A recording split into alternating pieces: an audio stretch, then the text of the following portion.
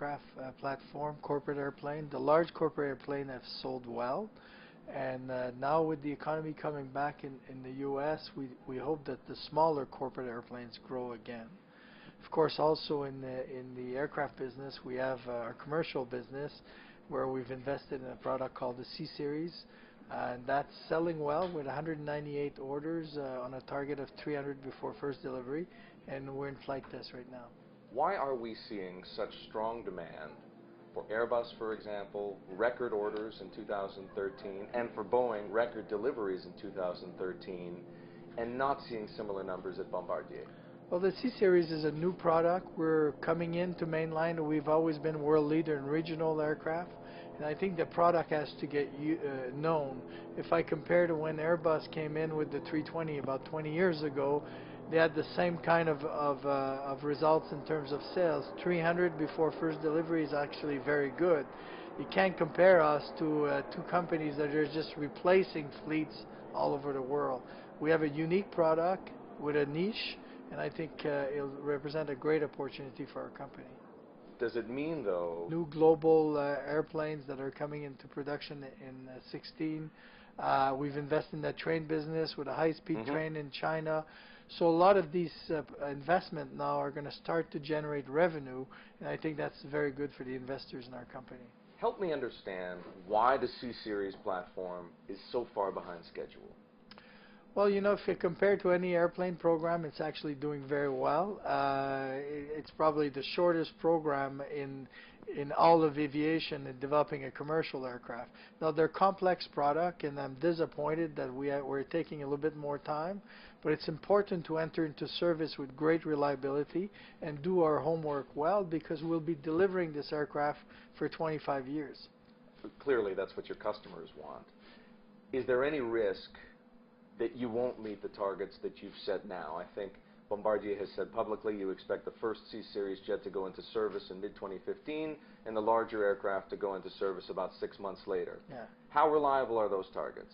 Well, I think they're quite reliable in the sense that we have a very detailed schedules. We have commitment from our suppliers, and we feel that we can make the second half of 2015.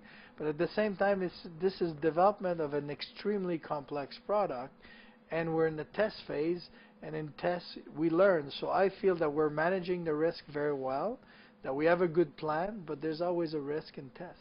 You don't anticipate that we're going to see any? It's mid-February.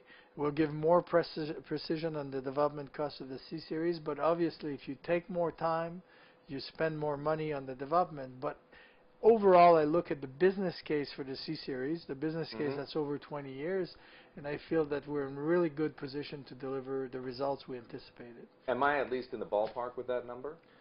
Well, yeah, I'm not going to make comments on specific numbers. I'd rather that we wait till mid-February and we'll give precision, because during a development program, we have to make choices between non-recurring investment and the recurring cost of the product. And we do these choices all the time. So in order for me to respond to that, I have to put it in context. Let me ask you this question. Did 5,000 people to do the development. Yesterday we announced an adjustment of 1,700, so a reduction of 1,700 to make sure that we stay competitive in terms of cost. But overall, yes, I think that we have the backlog, which is over 60 billion, to continue to employ the people we've added to the company. So beyond the 1,700 people, you don't anticipate having to eliminate any further reductions, let's put it that way? At this time, I don't see it this way. We have a great backlog at Bombardier, so a great order book, and we have a lot to do. How about the train business? It's been a tough slog in trains because of the slowdown in European demand. Do you see any signs of a pickup? Well, for us in the train business, it's actually been very good. We've had substantial orders all through the downturn. Always a book to what we deliver, book to bill of above 1. We see big projects in front of us, because in Europe they're modernizing the fleet. In North America, the same thing. And in Asia, they're investing in infrastructure because these are growing and they need ways to move people. So for us, the train business has been growing. We just announced a big order in Australia 2.8 billion for That's a us. lot of money. So it's a big project. So there's a lot of these type of opportunities across the world. Will all the talk of high-speed rail... Just in aerospace, we have about 15,000 employees, but we're a global company. We have factories all over the world, and for us, it's very important to be local when we have success in a business, to understand a country and really develop our product. We become local very fast. So for in China, as an example, we have 6,000 employees, 4,000 in the train business in the high-speed sector. So anywhere in the world, yes, we're a Quebec-based company with headquarters, but we make sure that we have factories to be local where we have businesses. One of the buzzwords, and it's more than a buzzword, one of the issues being debated here in Switzerland at the World Economic Forum is this notion that income inequality has grown so wide that it's becoming a social and political and economic problem for the world. What's your view? Well, for us, that's why I mentioned being local, because I think the way we can contribute as a manufacturer to narrow these inequalities is to really be local and give great jobs to people. I can give the example of Mexico, where we have invested in aerospace, and we're giving opportunities to a Mexican worker to join an industry that's got great income potential. And how about the other issue that's up for debate here? Trust. Trust in leadership, business leadership, government leadership. If not at a record low, it's pretty close. What can companies, what can CEOs like yourself do to restore public faith in corporate and government institutions?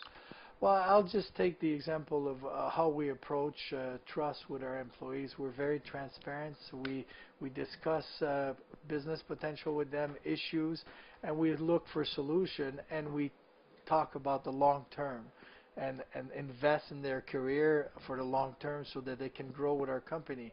And I think overall in business, that's what business leaders can do, is be very close to their stakeholders and be transparent in the way they approach problems.